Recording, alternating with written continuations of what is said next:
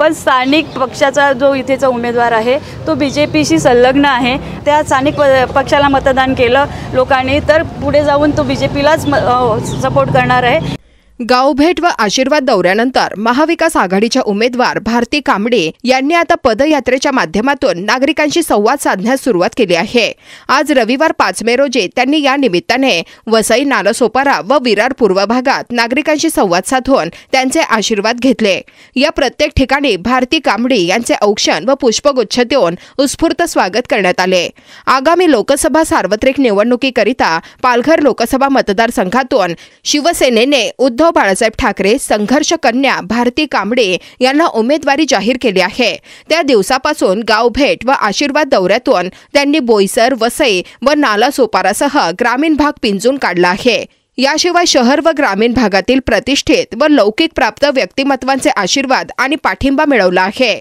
या माध्यमातून त्यांनी संपूर्ण जिल्ह्यात प्रचाराचे एक आवर्तन पूर्ण केलेले आहे।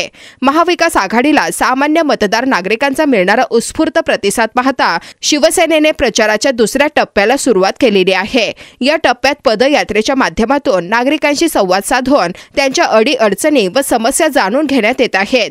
शिवसेनेच्या या प्रचार मोहिमेलाही नागरिकांकडून प्रेरणा मिळत असल्याची माहिती जिल्हा प्रमुख पंकज देशमुख यांनी दिली आहे।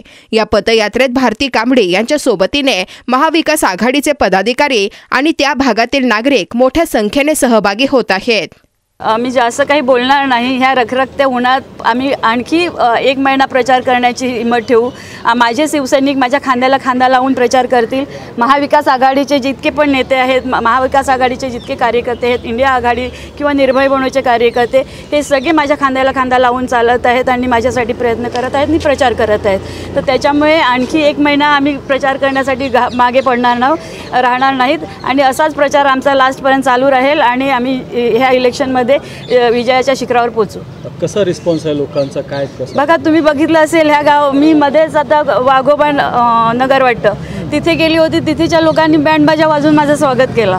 तर तुम्ही विचार करा की किती चांगला प्रतिसाद आहे आम्हाला ह्या इथे विरार वसईमध्ये आणि तो असाच कायम राहील आणि त्यांच्या विश्वासाला तडा जाणार नाही असं मी नेहमी प्रयत्न करेन आणि त्यांची जे पण कामं असतील ते करण्याचा प्रयत्न करेन। धन्यवाद। सध्या आता त्रिशूल बहुजन विकास आघाडीचाही उमेदवार आहे, इथे भाजपचाही उमेदवार आहे, अशी तिरंगी लढत आहेत, त्याकडे आपण कसं बघता? बघा, ही अद्यापपर्यंत लोकशाही जिवंत आहे आणि त्याच्यामुळे प्रत्येकाला निवडणूक लढण्याचा अधिकार आहे। आपल्या आपल्या पक्षांनी उमेदवार दिलेले आहेत, पण स्थानिक पक्षाचा जो इथेचा उमेदवार आहे तो BJPशी संलग्न आहे आणि BJPला मतदान जर त्या स्थानिक पक्षाला मतदान केलं लोकांनी तर पुढे जाऊन तो BJPलाच सपोर्ट करणार आहे। त्यामुळे BJP एकदा की सत्तेत आली तर पुन्हा इथे हुकुमशाही येण्याची शक्यता आहे आणि आमचं संविधान खतऱ्यामध्ये येण्याची शक्यता आहे। म्हणून मी इथेच्या लोकांना म्हणजे विनंती करते की ह्या वेळेस त्यांनी बदल घडवण्यासाठी प्रयत्न करावा। पालघरच्या काय विकासाच्या योजना आहेत आपल्या राजधानीमध्ये? बघा, तुम्हाला माहिती आहे आता इथेचाच मुद्दा घेतला तर पाण्याचा मुद्दा आहे। इथेचाच 29 गावं महानगरपालिकेतनं वगळण्याचा मुद्दा आहे। कर्नाळ्यासारख्या ठिकाणी ज्या किनारपट्टीची जी गावं आहेत तिथे वॉटर लॉकिंग सिस्टम आणण्याचा मुद्दा आहे। माझ्या पालघरसारख्या ग्रामीण भागामध्ये गेले तर तिथे एक सुसज्ज हॉस्पिटल आणण्याचा मुद्दा आहे। तिथे एक मेडिकल कॉलेज आणण्याचा मुद्दा आहे। रस्ते आहेत, गटार आहेत, लाईट, स्ट्रीट लाईट्स आहेत, हे अनेक मुद्दे आहेत की जे आत्तापर्यंत कोणी केलेलेच नाही। आमच्या पुढे जर का भविष्यामध्ये आमचं सरकार आलं तर आम्ही नक्कीच ह्या सगळ्या गोष्टी करण्यासाठी कटिबद्ध राहू।